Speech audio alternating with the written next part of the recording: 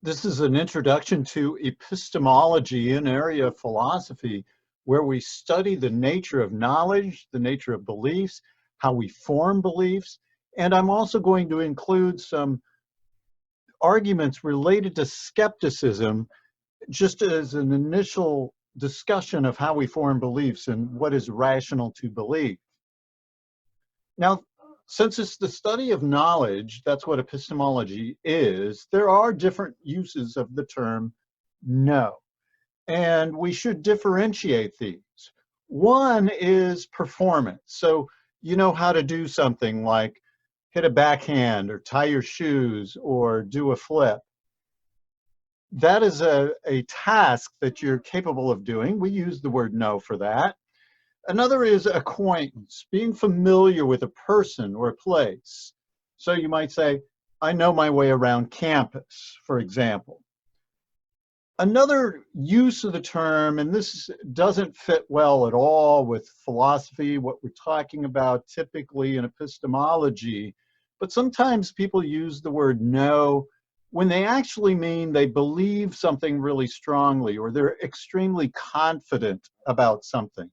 Like, I just know we're going to win when your team is behind toward the end of the game. Somebody might say that.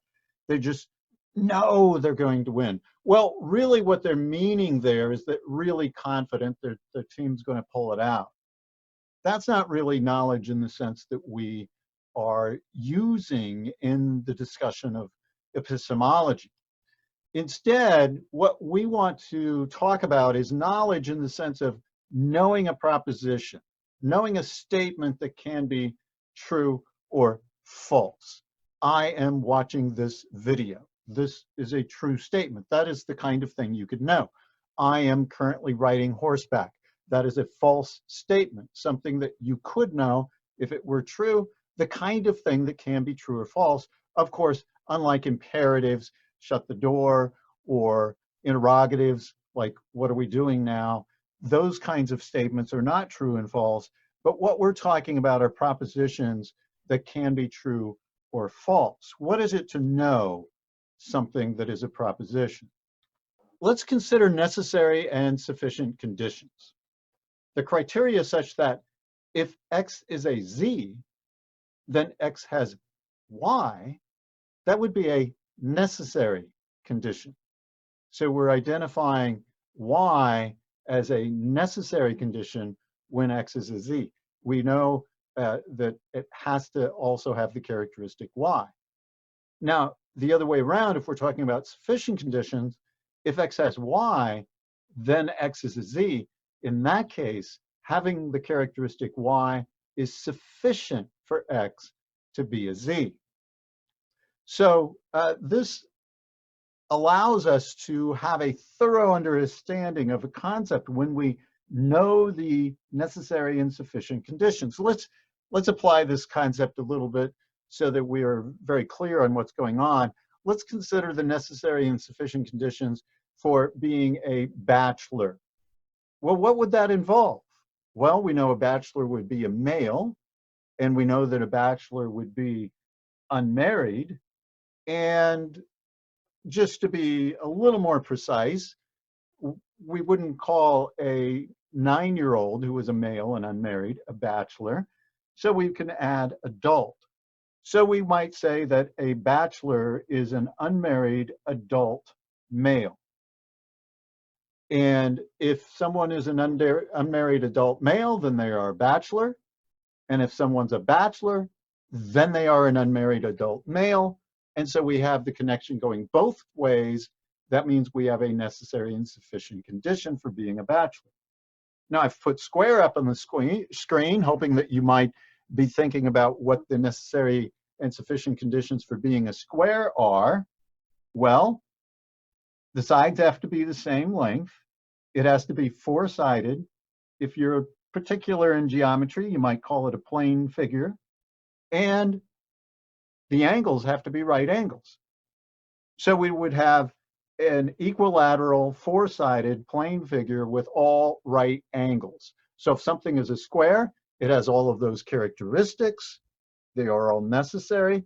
And if something has all those characteristics that is sufficient for being a square. So when you have the necessary and sufficient conditions, you have a thorough grasp of the concept. Well, let's apply that to knowledge. What are the necessary and sufficient conditions for knowledge? Well, let's think about the necessary conditions. If you have knowledge, you have to have a belief, right? So that is a necessary condition. So that we want to include that. That should be on our list. Second, it has to be true. You can't know something that is false. So for example, you can't know that Hillary Clinton is president of the United States. That's just not possible because that is false. So it has to be true. It has to be a belief. But having a true belief isn't enough, right? Sometimes we might have a true belief, but it's not knowledge. So suppose someone says, well, I know that Lincoln went around various places in Illinois, and Macomb is a really important place in Illinois. So you form this belief that Lincoln visited Macomb when he lived in Illinois. And that would be true. You would have a true belief. But if that's your reasoning, that's bad reasoning, right? If that still would be possible that he didn't. But in fact, it is true. But that doesn't seem like knowledge. That seems more like luck. So we need another characteristic for knowledge. And that would be that the belief is justified in some way. That is, it's based on reason that is good reason, right? Or evidence of some sort. So having a knowledge means that you have a belief that is both true and justified. Now, I want to note that if it's merely justified but not true, that's possible, right? Sometimes we might have reason to believe something, but it turns out to be false. Suppose you do a math calculation quickly and you get a certain answer, and then you do it again just to double check, you get the same answer, but we are fallible and you make a mistake. You might have justification in believing the answer to the calculation, but it still could be false. So you need all three of these characteristics, and we won't go into other aspects or potential problems with this right now. For now, let's just leave it at knowledge being having a true justified belief. So here's a problem. How can we know when we have adequate reason to believe something is true? What is justification? When is a belief justified? Now, this is one of the big problems with epistemology that philosophers want to investigate. This is a great concern. How do you justify beliefs so that when you have true beliefs, you actually know something? When we spoke of W.K. Clifford and his ethics of belief, he emphasized over and over that one shouldn't believe unless one has sufficient reason to believe. Now, what would that be? Clifford, unfortunately, did not answer that question, right? What does it take to have sufficient justification or sufficient reason to believe something in order for that thing to be knowledge? Could we guarantee that our beliefs are true, rather? I want to have a little clip from The Matrix here to set it up for those of you who may not have seen the movie. We have Neo, played by Keanu Reeves. He is a computer programmer by day, a hacker by night, and he has just been awakened out of his existence. And so that now he realizes that he's in this world that he doesn't understand. And so he's having a conversation with Lawrence Fishburne, playing the role of Morpheus, and Morpheus is explaining his life, what he's known, what has gone on. He's explaining what the Matrix is. And in order to do that first, he takes Neo into what he calls the construct. So let's look. Try to relax.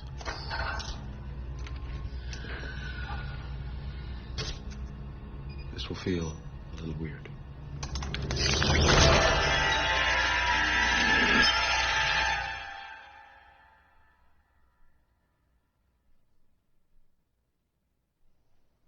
This is the construct.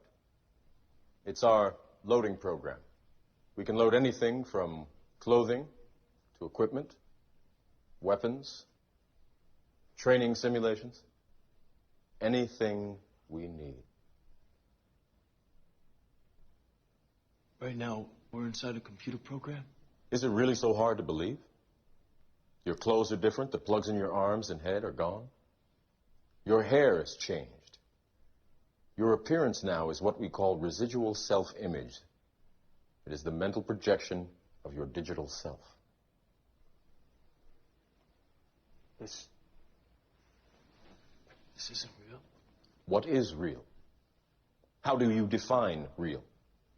If you're talking about what you can feel, what you can smell, what you can taste and see, then real is simply electrical signals interpreted by your brain. Now, here's the problem, right? Neo asks, is this real, about the chair that's right in front of him? And Morpheus says, what is real, right? If we're talking about what we sense with our eyes and feel with our hands and smell and taste and these experiences that we have, Morpheus raises this concern that, well, after all, those are just sensory inputs, electrical events in one's brain. And those can be reproduced. Those can be falsified, you might say. Those can be imitated in a way that you might be sitting in a chair, right? When he's bald and plugged into that chair at the beginning, that's where he is through the whole scene. You might be there, but have the experience of standing next to an old chair, talking to Morpheus, right? So the problem here is it's impossible to distinguish with certainty between matrix-induced experiences and authentic experiences. We might call the first part of that scene the authentic experience when he's getting plugged into the chair. That's the real world. And you can't tell the difference between the two just by your senses. And so the argument proceeds, if that's true, if it is impossible to distinguish with certainty between matrix-induced experiences and authentic experiences, then I cannot know whether I'm in a matrix or actually experiencing the real world right now, right? We could be in a matrix. We could be a brain in a vat, as some philosophers have discussed in the past. We could be plugged into an experience machine, as Robert Nozick suggests a possibility. So if those two things are true, it seems like I cannot know whether I'm actually experiencing the real world now. Okay, so this is a problem with sensory skepticism following this argument. So as we go into epistemology, we'll consider ways to address this. If you rely on your senses to justify your belief, this is one of the challenges that you have. So we're looking at a bigger question, a broader question. How can we best justify our beliefs? And one response to that is skepticism. The idea that there is no way to adequately justify our beliefs. Now that might be broad, including the thoughts that we have in our head, whether or not they are true or false. It could be specific to sensory skepticism, like we just suggested with the matrix argument. But skepticism, very broad, general, strong skepticism says, how do you know when you know something? You can't. You cannot justify your beliefs. And so we never have knowledge. Another path that one could take is rationalism. So this is the idea that the best grounding for beliefs comes through the reasoning of our mind, careful reflection. So we will consider René Descartes' view of rationalism. And this is a good model.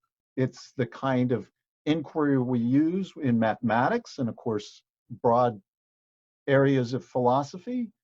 And so this seems like one possibility. We'll consider some problems going with this route. A third path that one might take on how to justify belief is going back to the senses, is empiricism. So this would have to respond to some of these skeptical arguments, but empiricism says that the best grounding for beliefs comes through the senses, our experience of the world through what we see, hear, taste, smell, and touch. And the model for empiricism would be the sciences, right? And this is going to be represented by John Locke and George Berkeley. We have other empiricists as well, of course. So that sets up the main idea of what epistemology is, the initial challenge of skepticism, and then how we justify our beliefs. And we have these three options that we need to explore further.